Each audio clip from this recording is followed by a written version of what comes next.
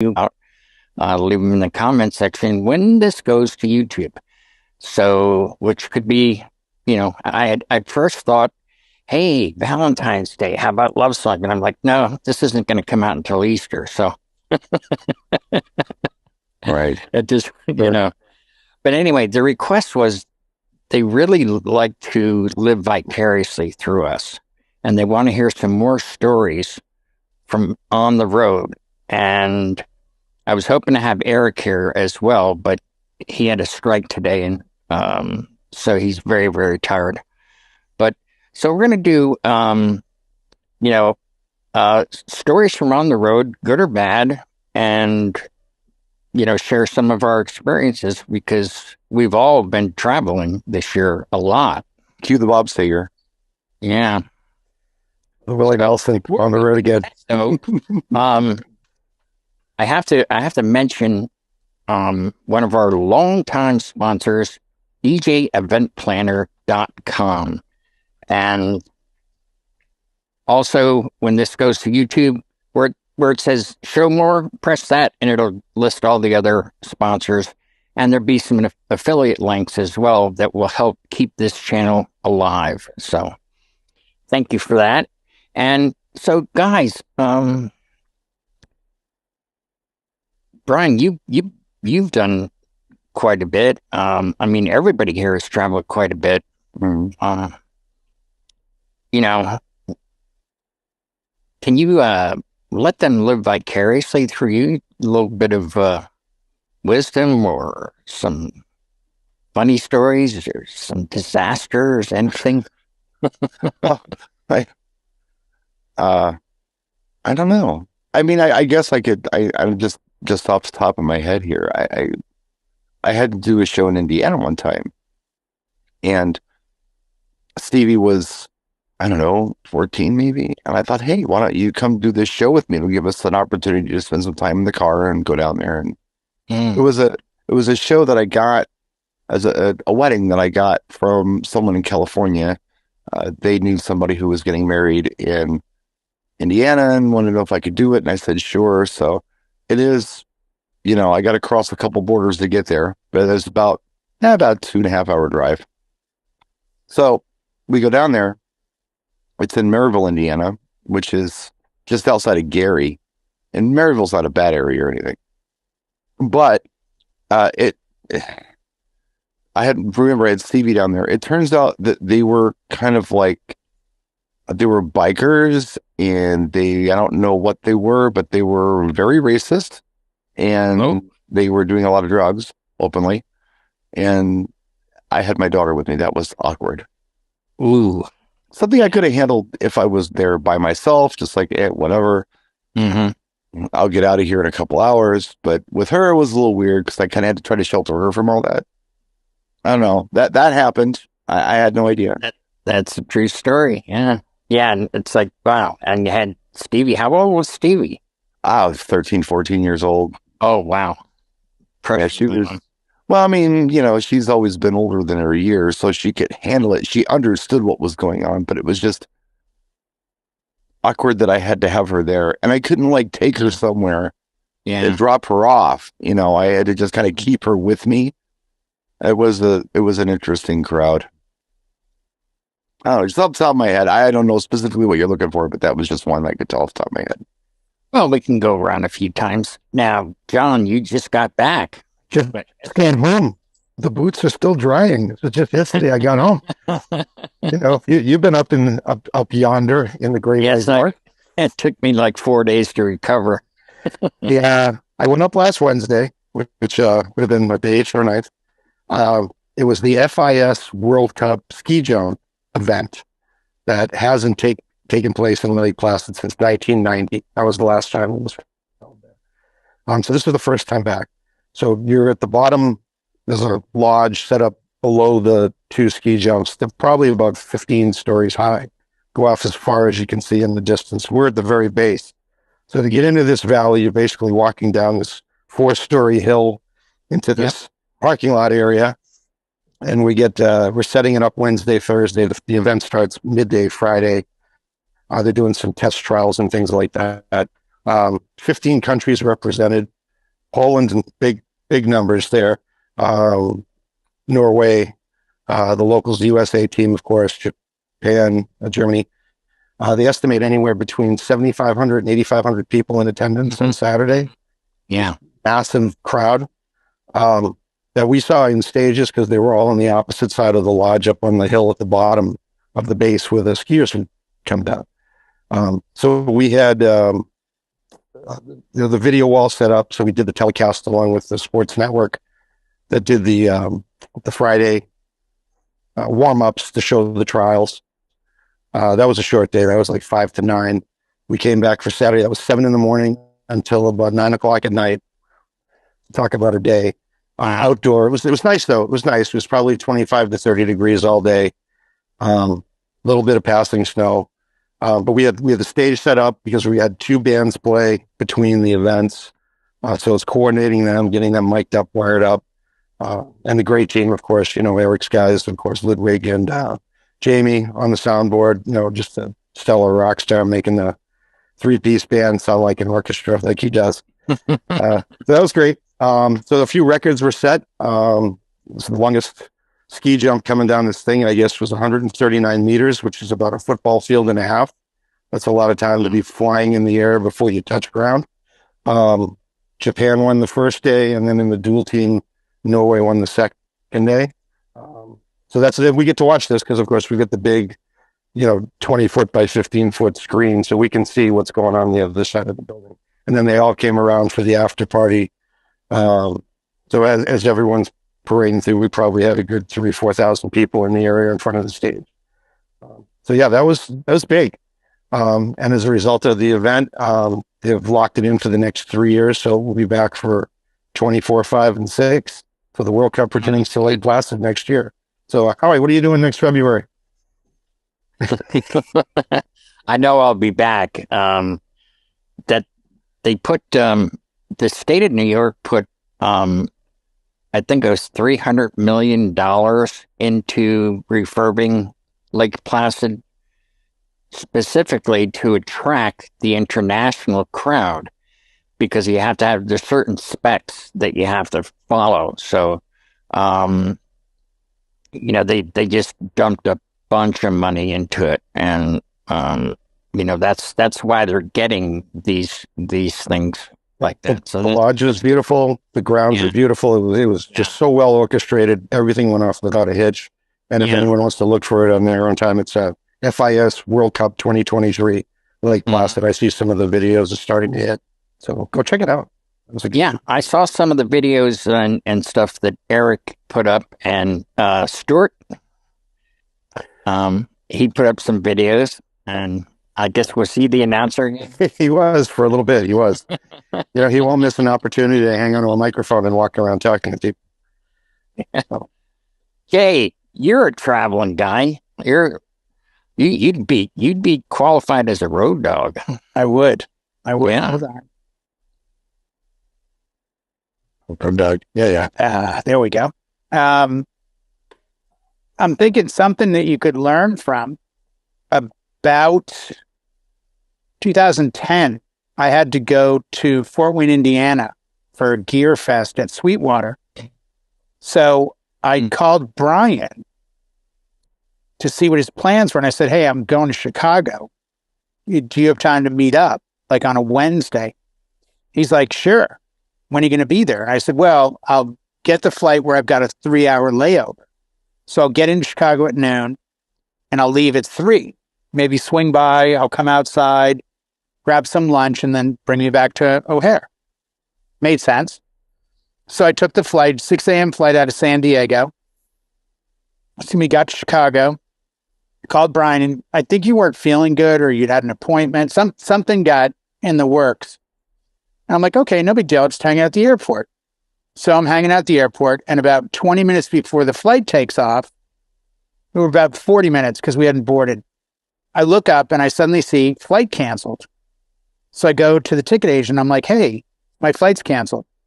Yeah. We had tornado warnings Monday and Tuesday, and the FAA wants to check the planes, and this is one of the planes.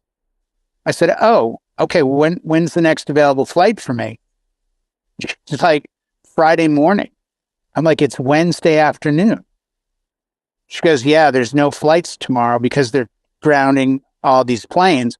We can try to get you on another airline. I'm like, okay.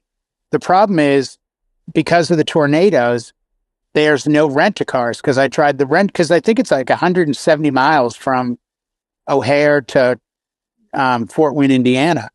Probably. Yeah, it's not a far trip. So I was like, I'll drive it. Well, I can't get a car and it's going to take too long. And I bump into 3 people who are asking me, is your flight canceled? And we all agreed that there's a bus taking off that goes to, where's Notre Dame? Purdue? No, it's South Bend. South Bend. There's a bus going to South Bend. That's nowhere near where you're going. No, but one of the ladies that's going is a nurse named Lisa, who I'm still friends with on Facebook. Sarah. And she says, my husband will drive the other 2 of you to Fort Wayne. I was like, great. So we get on the bus with strangers. And then the whole time I'm like, I'd never do this in California. We get to South Bend. I go to the Enterprise Rent-A-Car and I go, hey, I just took a bus. I tell him my whole sob story. So he goes, oh man, I feel so bad. I go, there's 3 of us that have to get down to Fort Wayne. So he goes, you know what? I'm going to give you a car. I'm going to upgrade you. I'm not going to charge you the fees. He couldn't have been nicer to me. So I get a Jeep Cherokee. I get in with 2 strangers, one behind me, one next to me. We start driving. And those of you that know Indiana, when it rains at night, it's got a smell in the air. But it also looks like the movie At Close Range. So the whole drive, I'm just thinking, if they're going to kill me, there's nothing but cornfields around us. They'll never find me. And I didn't have, 2010, I didn't have an iPhone, so I can't really transmit my location. And I get that was signal anyway. No, I get to Fort Wayne. The plane won't be in until tomorrow afternoon. And this is the point of the story. 1, always pack underwear and socks in your carry-on. I had checked my bag with everything in it, so I had nothing. I had to go to Walgreens and buy a bunch of stuff. And 2, when you arrive in Fort Wayne at midnight, 1, bars all seem to be closed. 2, you can't buy cold beer because they only sell warm beer at the grocery store, but they sell cold beer at the liquor store, and they were closed. And I didn't know my way around. I wasn't going to start bar hopping at midnight in Fort Wayne. So I ended up putting my beer in the sink with ice. But yeah, it ended up being an 18-hour day and having no clothes, toothbrush, or anything.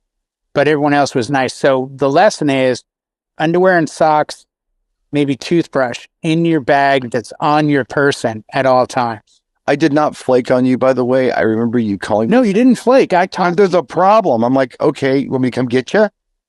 No. You were cool about it. I'm talking about the noon to 3 part where we were going to meet for lunch.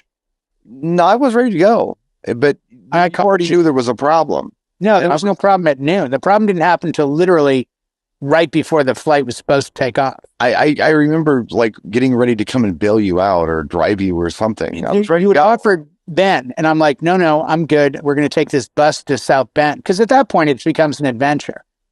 And you're like, yeah, I'll roll the dice. Or our last known fighting with one of the lake down here. That was 13 years ago. The 13-year ago me is not the same me today. Today, I've driven to O'Hare for dumber reasons. Uber X. I need an Uber X, something comfortable, pick me up and drive. I mean, I would have literally, we do it every year from Philly.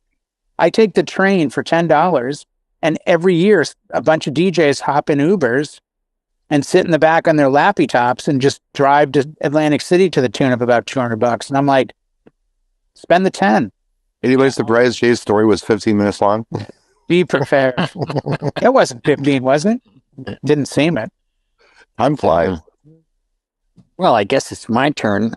I'm going to go with an adventure, and it was, I think it was 5 years ago, and we did Atlantic City, and Not that one, Brian. Okay. Not that one. Not that one. Oh my God. That's a whole different adventure. Yeah.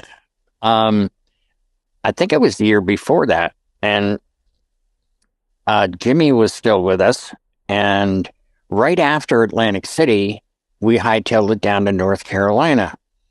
And we did this country club that had 4 separate buildings. It was a huge, like, they had like 50 acres and golf courses. I mean, it was a 5-star deal. So I went down to help Jimmy with that event, and it was just so amazing that as soon as Jimmy, just when he gets in a groove, do you remember that little smile he'd have? Be like, he would know when he nailed a transition, and it just like, yeah, and we were doing the high five thing. But the thing that was most impressive was he had people dancing during cocktail hour. And I mean, a full dance floor, unbelievable. And he's playing low key stuff, but they wanted to dance, And then it came time for dinner, and I guess the venue manager came over to us, and she said, "Could you make an announcement? People take their seats." And well, they went to their seats and they started serving the salad first. And Jimmy's playing, and they're like, "Salad, screw this." And they came back out onto the dance floor. And she came over and said, "Can you maybe play something a little bit slower so they, go sit down?" And so he played slow stuff, and it got even more people out there because these people were dressed to the nines, so they were all slow dancing. And we were like, "There's nothing, I don't know what to tell you." I said, "But hey, listen, lady, the good part is if they're on the dance floor, they're not in the way. It's easy for you to, plate the food." Well, they danced all through dinner, and then when it came time to so-called open the dance floor, it was it was it was so full that there were people dancing on the carpet. They were backed up, I mean, right against the facade that we had. And it was just like one of those wonderful, wonderful memories. And my tip for anybody that's going to travel is I looked, and I have to go through Philly, which is a nightmare to go through to get home. So I traveled at night. When the event was over, I loaded up and I traveled through the night. And there's that little, oh, you remember, Brian, when I picked you up from the airport, that so-called, beltway type roundabout, how it's like, it took us like an hour to go like 5-10 miles. Yeah, it was very twisty, turny. Yeah. Yeah, And take something to settle your stomach before you go on that ride. Oh my God. And yeah, so anyway, I went at night and I made it through there in 10 minutes. Wow. And I got home. I saved 2 hours drive time by traveling through the night.